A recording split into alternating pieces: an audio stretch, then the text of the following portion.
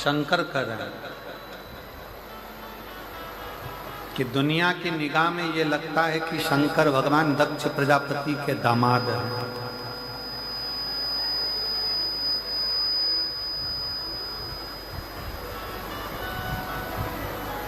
दुनिया की दृष्टि में शिव दक्ष प्रजापति के दामाद हैं, ये दुनिया की दृष्टि।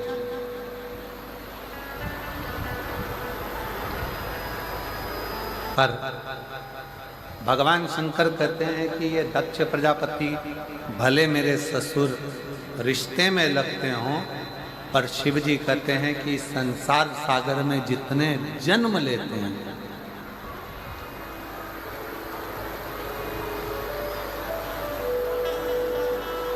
जितनों का जन्म इस संसार सागर में होता है, जितने संसार सागर में जन्म लेते हैं, जितनों का जन्म इस संसार सागर में होता है, शिव कहते हैं मैं उनका पिता हूं और वो मेरे पुत्र, वो मेरे पुत्र हैं।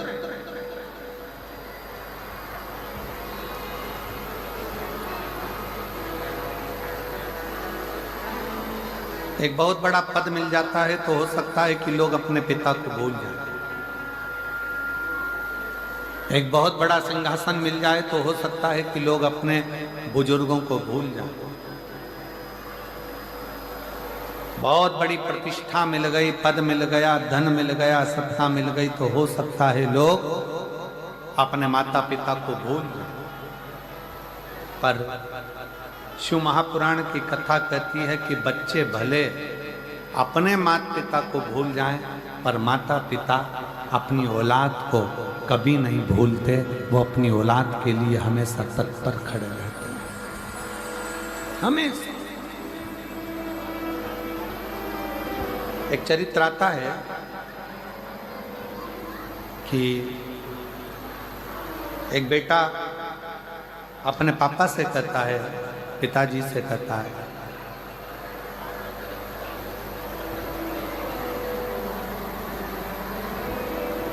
पिताजी मुझे आपके साथ नहीं रहना, आप मुझे जायदाद का हिस्सा दे दो, जमीन के हिस्से कर दो, मेरी प्रॉपर्टी मुझे दो और मैं जाऊं। पिताजी ने समझाया बच्चे को कि बेटा क्या ये विचार करना कि मुझे मेरी प्रॉपर्टी दे दो और मैं घर छोड़कर जा रहा हूं, ये श्रेष्ठता नहीं। नहीं पापा, मुझे तुम्हारे साथ नहीं देना।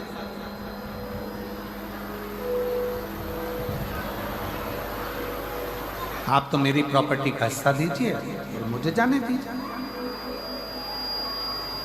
आप मुझे मेरी जायदाद का हिस्सा दो और मुझे जाने दो। फिर पिता ने समझाया, बेटा ऐसी बात नहीं करते, सारी जायदाद तुम्हारी तो है, दो भाई हो, बुजुर्ग मेरा शरीर है, मां तुम्हारी है नहीं, अगर ये जायदाद का हिस्सा भी होगा तो तुम दोनों को ही तो मिलने वाली। नहीं पापा, मुझे आपके साथ नहीं रहना, मुझे शहर जाना है, मुझे शहर जाना है, मुझे शहर जाना है, मुझे मेरी जायदाद का हिस्सा दे दो, मुझे जाने। आखिरी में पिताजी ने वकील को बुलवाया और वकील से बुलवा कर कहा कि साहब आप मेरे बेटे को समझाओ कि ये मुझे छोड़कर ना जाए। माना मैं बुजुर्ग हूं, बोलने में आ जाता है, कह जाता हूं कुछ अपशब्द।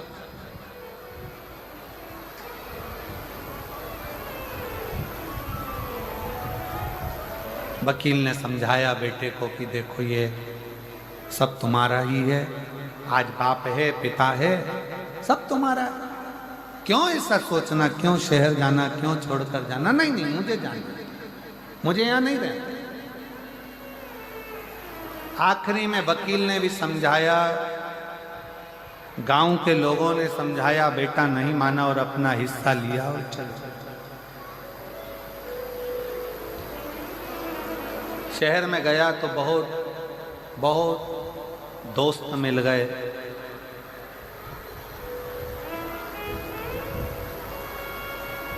जेब खाली होती है ना, कोई नहीं मिलता।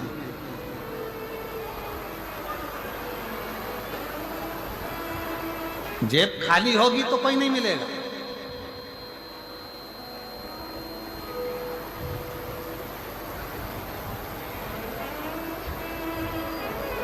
और मेरा निवेदन है, जितने जितने ये पदाधिकारी पदगण बैठे हुए हैं, या जितने जितने हम कहेंगे, कोई विधायक हो, कोई सांसद हो, कोई अध्यक्ष हो, कोई उपाध्यक्ष हो, कोई पद प्रतिष्ठा वाले हो, कोई मिनिस्टर हो, कोई मंत्री हो, जितने बैठे हैं सब अंदाजा लगा कर देखना, जब जेब खाली होगी, कोई पद नहीं होगा, कोई सिंहासन नहीं होगा, तो दुनिया भी बिल्कुल हल्के में लेती है। कौन पूछता, किसको पूछता? पर जब शिव की कृपा हो और जेब अगर भर जाए, पद प्रतिष्ठा मिल जाए, तो दुनिया भी पूछने लगती है, फिर रिश्तेदारी ढूंढने लगती। वो तो हमारी काका जी का लड़के का लड़का है, वो हमारी मौसी जी की लड़की है, वो हमारे चाचा जी के लड़के का लड़का है। फिर वो संबंध ढूंढे जाते हैं, संबंध।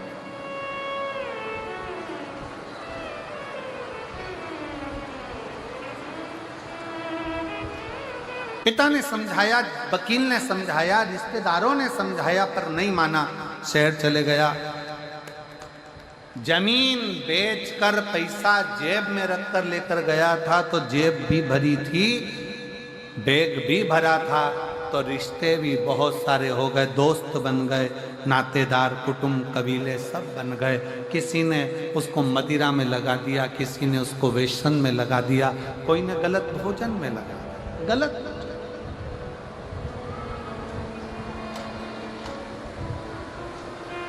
और जिस दिन से कंकर शंकर मेरे घर में आए, उस दिन से मेरा तामसी भोजन भी छूट गया और मेरा विचार अपने सनातन धर्म की मजबूती की ओर आगे बढ़ा। एक शिव तत्व किसको कहते हैं?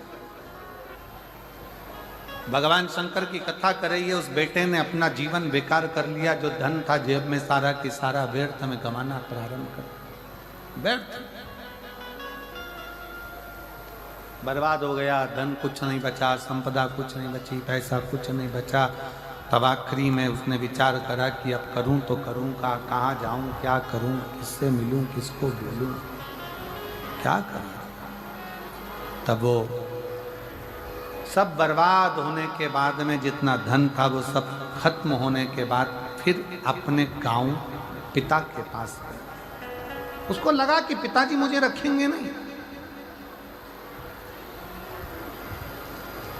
उसको लगा मेरा पिता मुझे रखने वाला नहीं है, मुझे मारकर धक्के देकर बाहर निकाल देगा। पर जैसे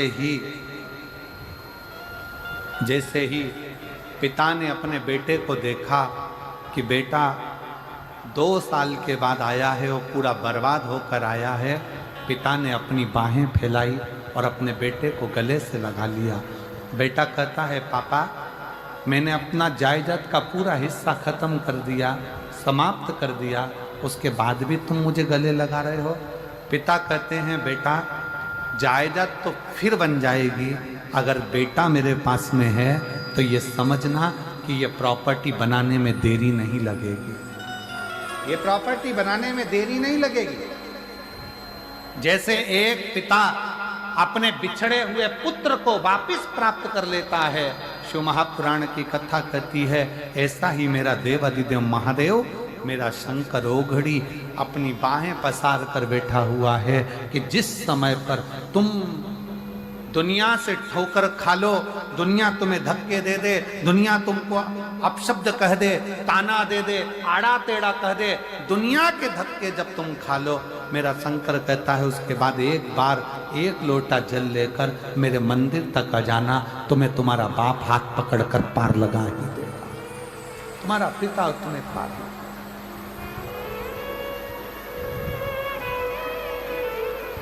और मैंने तेरे ही भरोसे बाबा, तेरे ही भरोसे हवा बिच उड़ती जावागी बाबा डोर हटो छड़ी नाम कटी जावागी भोले मैं तेरी वतन शंभो मैं तेरी वतन हवा बिछुड़ती जावागी बाबा डोर हटो छड़ी नाम कटी जावागी। उस परम पिता परमात्मा के आश्रित रहे। शिव कह रहे हैं ब्रह्मा जी से, आप कहते हो मेरी पत्नी सती जलकर भस्म हो गई, तो मैं दक्ष प्रजापति का सिर क्यों जोड़ूं? शंकर कहते हैं मेरा कर्म है दुनिया का भला करना, आप अपना कर्म करते चलो, अपना कर्म अच्छा करते चलो, दया करते चलो, सत्कर्म करते चलो। कोई ताना दे, अपशब्द कहे, आड़ा टेढ़ा बोले, बोले, कहे कितना है। 7 दिन की शिव महापुराण की कथा इस मयाली गांव में मदेश्वर महादेव की शरणागति में चल रही है।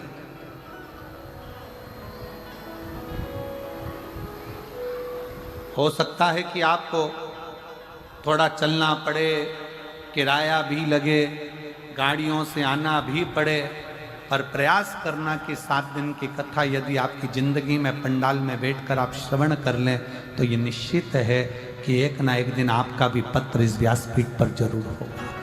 दिल से उससे सुनो।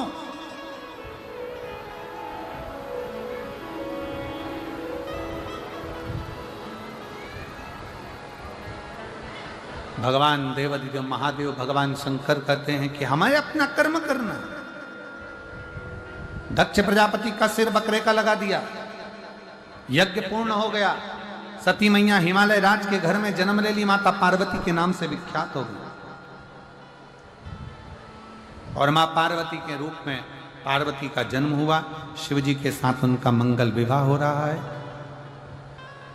एक सूचना दे दें, जो रुद्राक्ष वितरण सीहोर में 2 महीने से बंद था रुद्राक्ष महोत्सव के चलते हुए, वो रुद्राक्ष वितरण 25 मार्च से पुनः सुबह 10 बजे से शाम को 5 बजे तक कुबरेश्वर धाम सीहोर में रुद्राक्ष वितरण 25 मार्च से प्रारंभ हो जाएगा।